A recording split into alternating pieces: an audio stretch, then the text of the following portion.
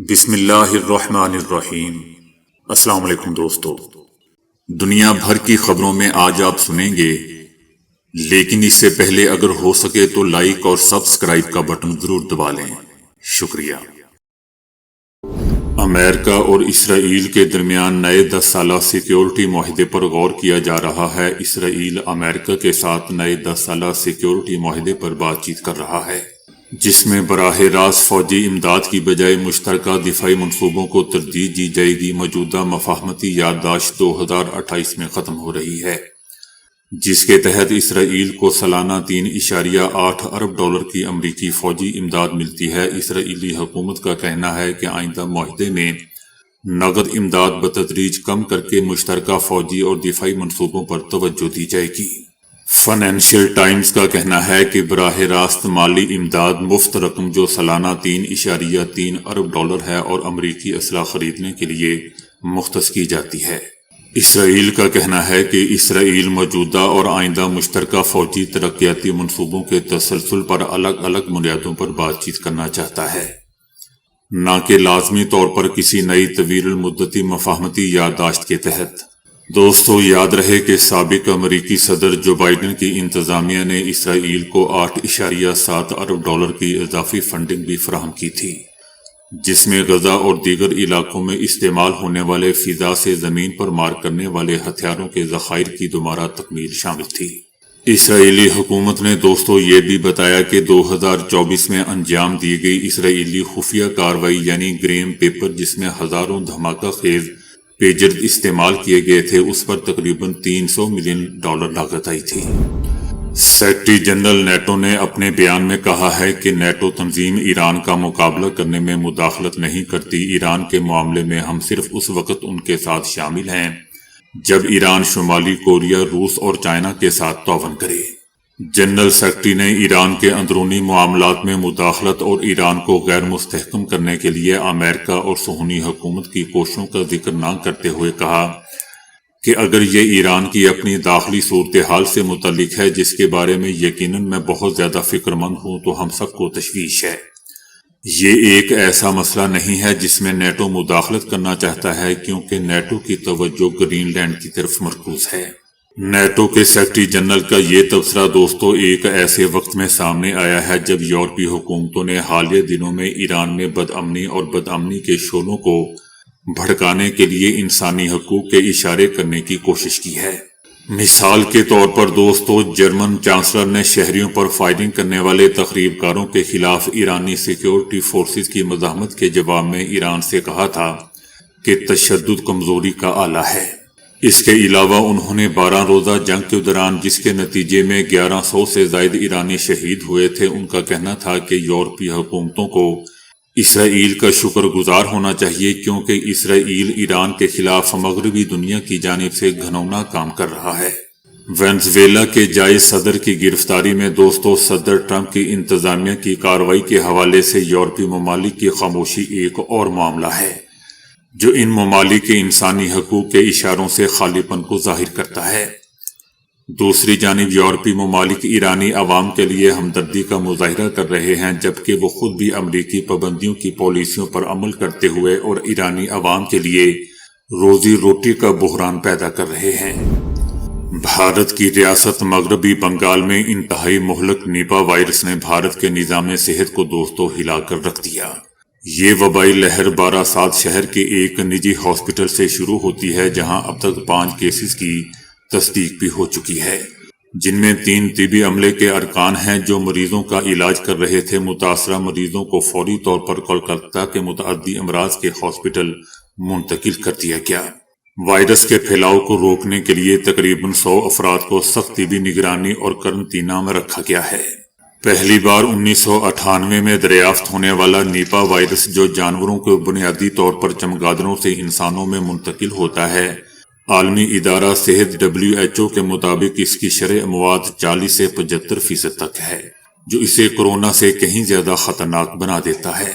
دوسری طرف دوستو، بھارت میں نیپا وائرس پھوٹنے سے T20 ورلڈ کپ کا بھی انعقاد خطرے میں پڑ چکا ہے۔ وائرس مزید پھیلا تو ایونٹ کا شیڈول متاثر ہوگا۔ یاد رہے کہ دنیا بھر میں اب تک اس وائرس کی کوئی ویکسین بھی موجود نہیں، نہ ہی اس کا علاج ہے۔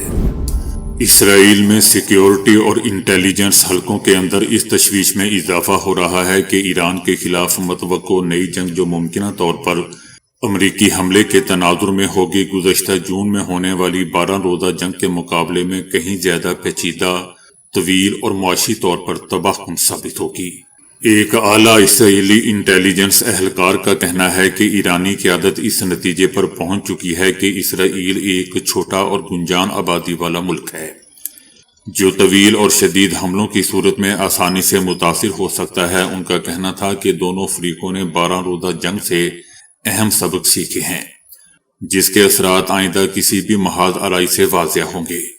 ان کا کہنا تھا کہ ایرانی سمجھتے ہیں کہ ہم ایک چھوٹا اور گنجان آبادی والا ملک ہے جو آسانی سے نقصان اٹھا سکتا ہے، اور یہ کہ اگر امریکی حملہ ایران کے زوال پر ختم نہ ہوا تو وہ ایران کو ایک طویل جنگ کی طرف دھکیل دے گا جس میں ایران کو فوری جنگ بندی میں کوئی دلچسپی نہیں ہوگی۔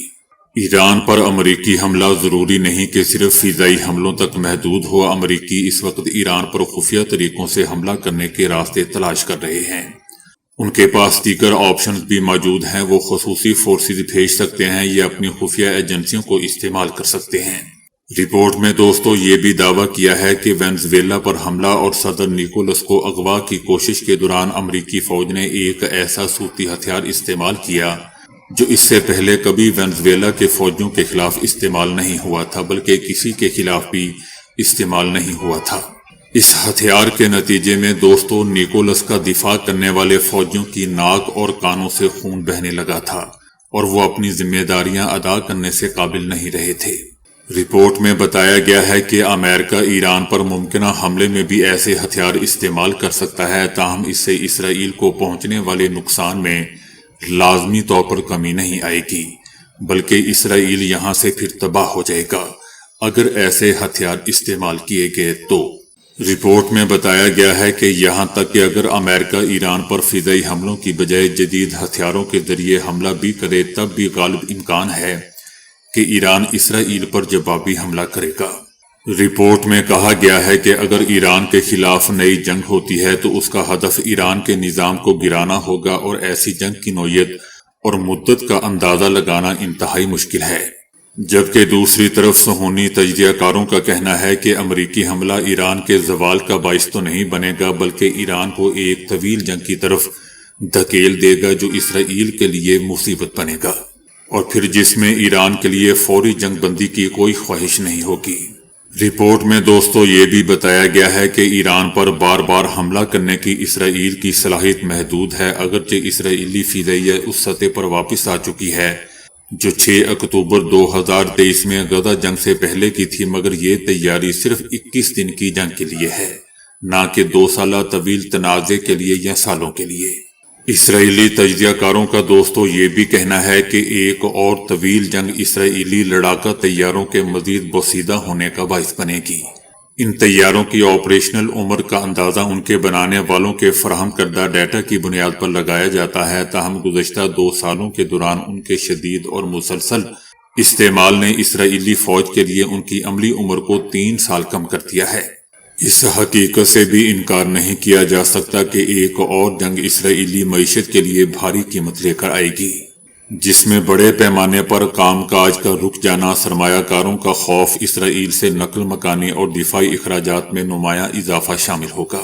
رپورٹ میں یہ بھی بتایا گیا ہے کہ اس جنگ سے جو 12 روزہ جنگ لڑی گئی ہے، ایران نے یہ سبق سیکھا ہے کہ اسے اپنے فضائی دفاع کو بہتر بنانے اور میزائلوں کی درستگی میں اضافہ کرنا ہوگا۔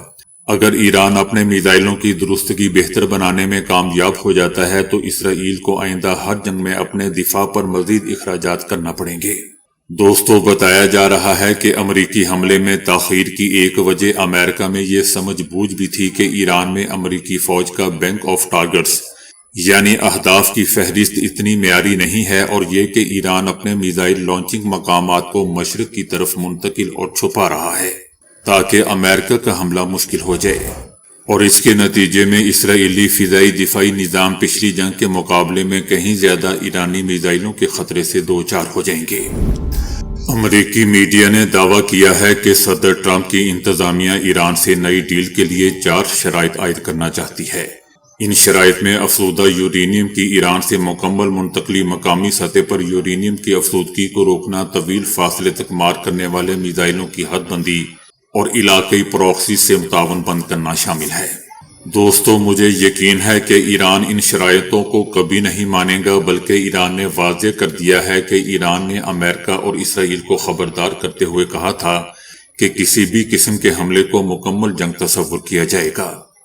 ایران کسی بھی فوجی جارحیت کا منہ توڑ جواب دے گا اور ہم بالکل تیار بیٹھے ہیں۔ ایران نے عالمی برادری کو آگاہ کیا ہے کہ امریکہ اور اسرائیل تخریب کاری کی معاونت کرتے ہیں۔ ایرانی فورسز نے کئی مقامات پر چھاپے مارے ہیں اور اسرائیل کی خفیہ ایجنسی سے جڑے فسادیوں کی گرفتاری کا دعویٰ کیا ہے۔ ایرانی میڈیا نے بھی ملک میں فساد میں ملوث گرفتار افراد کی ویڈیوز جاری کی ہیں۔ دوسری جانب دوستو، ایران نے عالمی برادری کو امریکہ اور اسرائیل کی تخریب کاری کی معاونت کرنے پر آگاہ کر دیا ہے۔ تیسری طرف امریکی فوج نے اعلان کیا ہے کہ USS Abraham Lincoln aircraft carrier اور اس کے ساتھ موجود دیگر جنگی جہازوں پر مشتمل بحری بیڑا مشرق وسطی پہنچ چکا ہے۔ اس بحری بیڑے کے پہنچنے سے خطے میں امریکہ کی عسکری قوت میں نمایاں اضافہ ہو چکا ہے۔ یہ بحری بیڑا دوستو ایک ایسے وقت میں خطے میں تعینات کیا گیا ہے کہ جب گزشتہ دنوں ایرانی حکومت کی جانب سے ملک میں بڑے پیمانے پر احتجاجی مظاہروں کے خلاف کریک ڈاؤن پر امریکہ اور ایران کے درمیان کشیدگی عروج پر تھی۔ اور یہ بھی یاد رہے کہ صدر ٹرمپ ایران کے خلاف فوجی کارروائی سے پیچھے ہٹ چکے ہیں، جبکہ اس کے جواب میں ایران نے خبردار کیا ہے کہ ایران اپنی صلاحیتوں پر مکمل اعتماد رکھتا ہے، کسی بھی مغالطے میں نہ رہنا۔ دوسرے ملکوں میں دخل اندازی اور دوستو، امریکہ میں اپنی حالت اس کی یہ ہے کہ امریکہ میں شدید برفانی طوفان نے نظام زندگی منجمد کر دیا ہے۔ برف باری کے باعث مختلف حادثات میں 30 افراد مارے جا چکے ہیں۔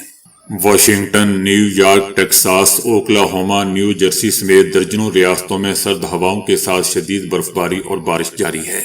برفانی طوفان کے باعث امریکہ بھر میں 19,000 پروازیں منسوخ ہو چکی ہیں۔ امریکہ میں وفاقی دفاتر بند ہیں۔ 1 فٹ سے زائد برف پڑ چکی ہے۔ شدید خراب موسم کے باعث سڑکیں اور تعلیمی ادارے بھی بند ہو چکے ہیں۔ کئی علاقوں میں دوستو 20 انچ تک برف باری ریکارڈ کی گئی ہے، جبکہ درجہ حرارت -31 ڈگری سینٹی گریڈ تک جا گرا ہے۔ کچھ علاقوں میں دہائیوں کی شدید ترین سردی محسوس کی گئی ہے۔ نیو یارک سٹی میں 8 افراد کی باڈیز کھلے مقامات سے ملی ہیں۔ بارش اور برفانی طوفان کے باعث 10 لاکھ سے زائد افراد بجلی سے محروم ہو چکے ہیں۔ 44 ریاستوں کے تقریباً 20 کروڑ افراد کے لیے شدید ترین ٹھنڈ کی وارننگ جاری کر دی گئی ہے۔ 24 ریاستوں میں ایمرجنسی بھی نافذ ہے۔ امریکی حکومت کو دوستو چاہیے کہ اپنے لوگوں کی حفاظت کے لیے کچھ کرے، لیکن یہ دوسروں ملکوں میں جا کے پنگا لے رہے ہیں۔ متحدہ عرب امارات یعنی UAE کی جانب سے دوستو کہہ دیا گیا ہے کہ وہ ایران پر کسی حملے کے لیے اپنی زمینی، فضائی یا سمندری حدود استعمال نہیں کرنے دیں گے۔ متحدہ عرب امارات نے ایران پر کسی بھی حملے کے لیے اپنی سرزمین استعمال نہ کر دینے کا عزم کا اظہار کر دیا ہے۔ ایران کے خلاف کسی بھی فوجی جارحیت کے لیے کسی قسم کی لاجسٹک معاونت بھی فراہم نہیں کی جائے گی۔ موجودہ بحرانوں کے حل کے لیے متحدہ عرب امارات کا کہنا ہے کہ بات چیت اور کشیدگی میں کمی پر ہم زور دیتے ہیں۔ متحدہ عرب امارات کا دوستو یہ بھی کہنا ہے کہ بین الاقوامی قانون کی پاسداری اور ریاستی خود مختاری کے احترام پر یقین رکھتے ہیں اور تنازعات کے حل کے لیے سفارتی ذرائع کو ترجیح دیتے ہیں۔ افغان طالبان کی سپریم کورٹ نے اعلان کیا ہے کہ صوبہ خوست میں ایک ہی دن کے دوران کم از کم 36 افراد کو سزا کے طور پر سرعام کوڑے مارے گئے ہیں۔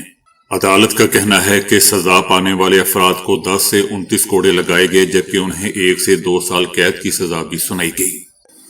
افغان سپریم کورٹ نے دوستو 23 جنوری کو ایک بیان میں کہا تھا کہ ماتحت عدالتوں نے گزشتہ ایک ہفتے کے دوران ملک کے مختلف حصوں میں کم از کم 31 افراد کو مختلف الزامات میں کوڑے مارے۔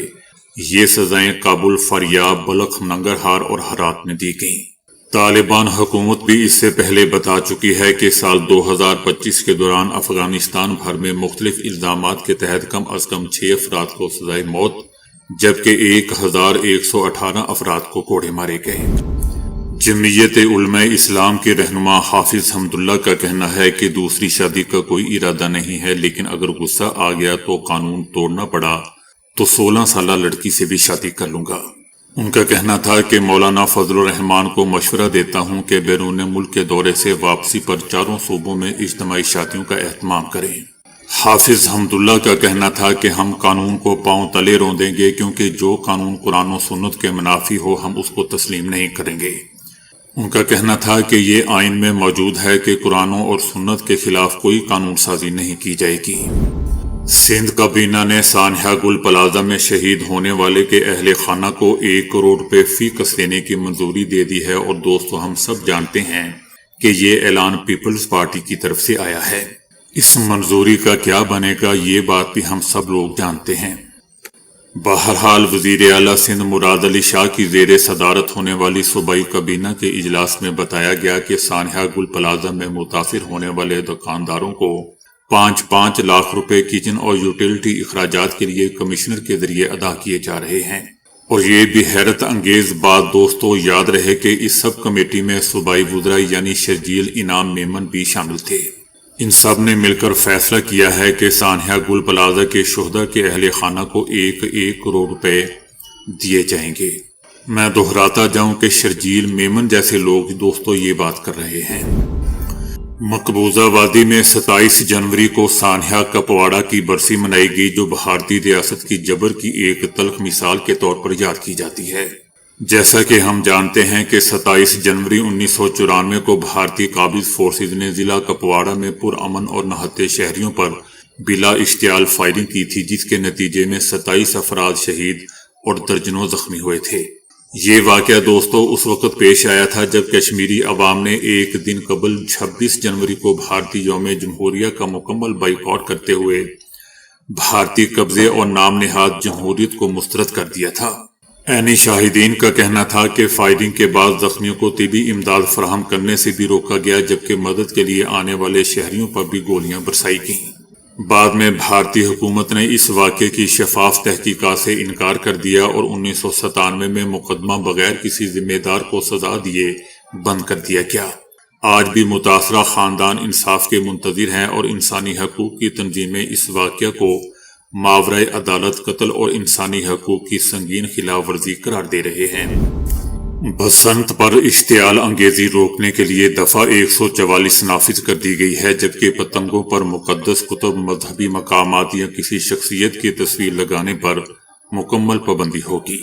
کسی ملک یا سیاسی جماعت کے جھنڈے کی تصویر والی پتنگوں پر بھی پابندی ہوگی۔